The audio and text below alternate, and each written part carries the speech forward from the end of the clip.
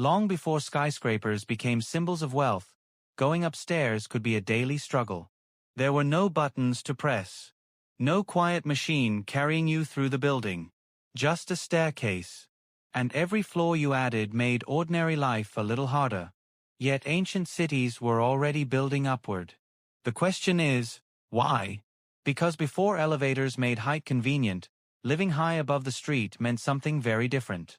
And once you understand what people had to do just to get home, the modern skyscraper starts to look completely different.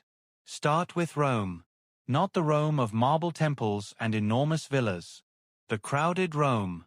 By the imperial period, the city had become so densely populated that ordinary people often lived in apartment buildings called insulae. Some of these buildings rose several stories above the street. To us, that doesn't sound particularly tall. But imagine the difference between walking up 2 floors today and doing it in a world where almost everything you owned had to be moved by hand. Food, water, firewood, furniture, goods for a shop. There was no delivery driver waiting downstairs. No plumbing system bringing everything conveniently into your apartment. And certainly no elevator. The staircase was the connection between your home and the entire outside world. And there was an important reason people kept going upward. Land was valuable. If a city was crowded, one obvious solution was to build more homes on the same piece of ground. Instead of spreading endlessly outward, build another floor. Then another.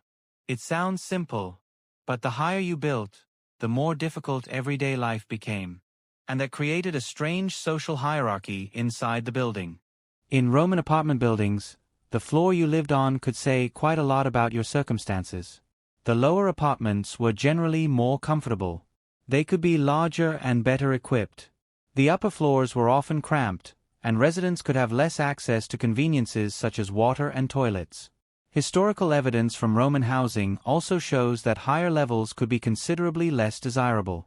And there's a detail here that is easy to miss. Today, people often pay more for the top floor.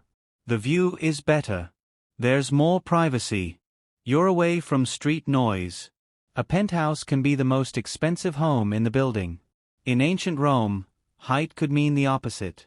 The higher you went, the more you might have to sacrifice. And the stairs were only one part of the problem. There was something much more frightening. Fire.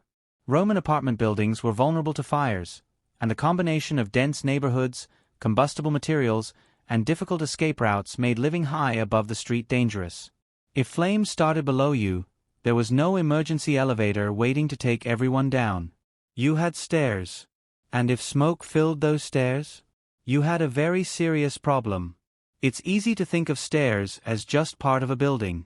For people before elevators, they were much more than that. They determined how often you went outside. They determined what you were willing to carry home. They affected who wanted to live on which floor. And they could even influence what kind of business operated on the ground level. A shop could open directly onto the street. A family could live above it. The building became a vertical version of the city itself. The street was at the bottom. Homes and rooms rose above it. And every trip between those worlds required your legs. This is something we almost never think about today. When you live on the 20th floor, you don't really think of yourself as living 20 floors above the ground. You think of yourself as living in an apartment. The elevator erases the height. Before elevators, you felt every floor. Centuries passed, and the basic problem remained. Cities became crowded. Land inside important urban areas was limited. Buildings could rise several stories. And people adapted. In medieval and early modern cities, multi-story buildings were common in many dense urban areas. But the staircase remained unavoidable. A merchant might have a shop below and living quarters above. A wealthy household could occupy several rooms. Someone with less money might accept a smaller room farther up. The exact arrangement changed from city to city and century to century, but the basic rule remained remarkably stubborn. Going up required effort, and that meant height had an economic limit. A builder could physically add another floor. But would people actually want to climb it?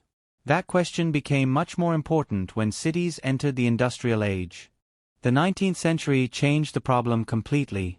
Factories pulled workers into cities. Businesses expanded. Population increased.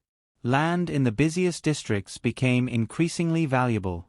And suddenly, building upward made enormous economic sense. If one small piece of land could support 5 floors instead of 2, the owner could fit much more activity into the same space. There was only one catch. People still had to reach those floors. A 5-story building was one thing. But as buildings grew taller, stairs became a serious obstacle. Think about an office worker carrying papers, equipment, or merchandise. Think about an elderly person. Think about someone making several trips every day.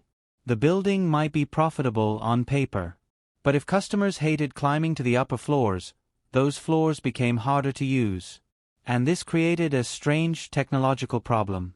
Architecture was learning how to build upward. Human beings were not getting any better at climbing. Something had to give. The idea of lifting objects wasn't new. People had been using ropes, pulleys, cranes, and hoisting systems for centuries. The problem was putting people on them. A machine could lift a barrel. A machine could lift a crate. But would you step onto a platform hanging from a rope and trust it with your life? That was a different question. If the rope broke, the consequences were obvious. And this is why one of the most important developments in elevator history wasn't simply finding a way to move a platform upward.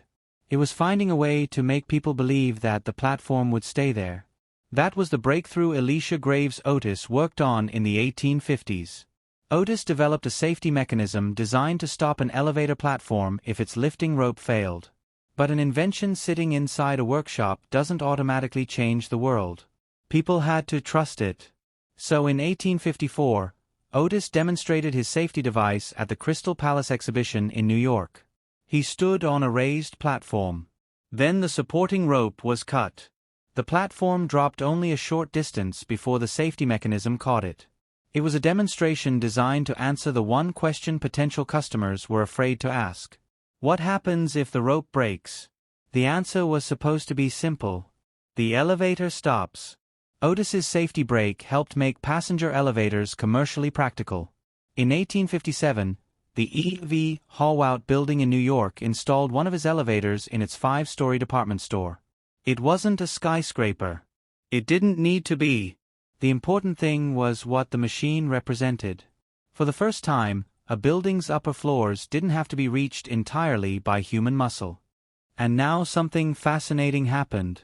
Once elevators became safer and more practical, the relationship between people and height began to change. Before the elevator, going higher meant more effort. After the elevator, going higher could mean more opportunity. An upper floor could now hold offices. A store could spread upward. A building could use more of its available height. And as structural engineering improved, especially with developments in steel construction, buildings could rise even farther. Otis's historical timeline notes that steel framing and improved elevator systems helped accelerate the emergence of the modern skyline in the late 19th century. The staircase didn't disappear. It simply stopped being the main way people moved vertically. That sounds like a small change. It wasn't. It changed the economics of the entire city. Today, we barely notice what an elevator has done for us. We walk into a building, press a button, the doors close, and the machine quietly moves us upward. Floor 5, floor 10, floor 20, floor 40. We don't think about the distance. We don't feel it. That's the remarkable part. An elevator doesn't merely transport you. It makes height feel normal. Without elevators, a tall building would always be physically present in your daily life. You would know exactly how high you lived. You would think twice before going back upstairs. You might leave something at home simply because you didn't want to make the climb again. And if you were carrying something heavy, you'd definitely think about it.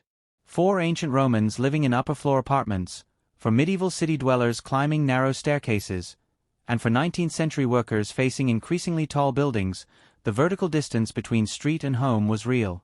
You couldn't press a button and make it disappear. That's why the history of the elevator isn't really a story about a machine.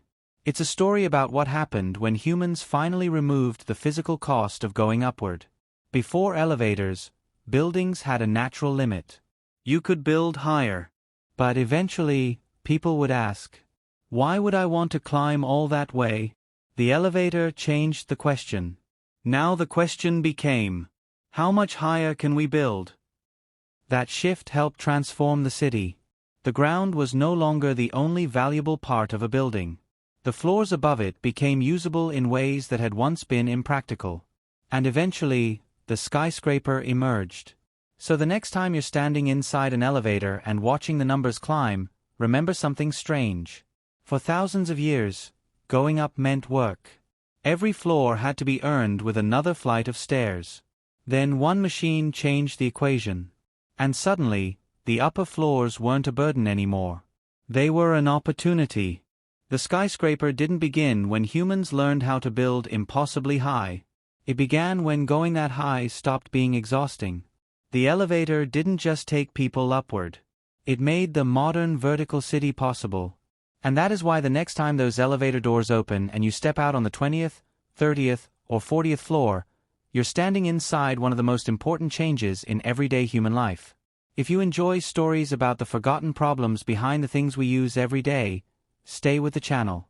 There are plenty more ordinary inventions with extraordinary histories waiting to be uncovered.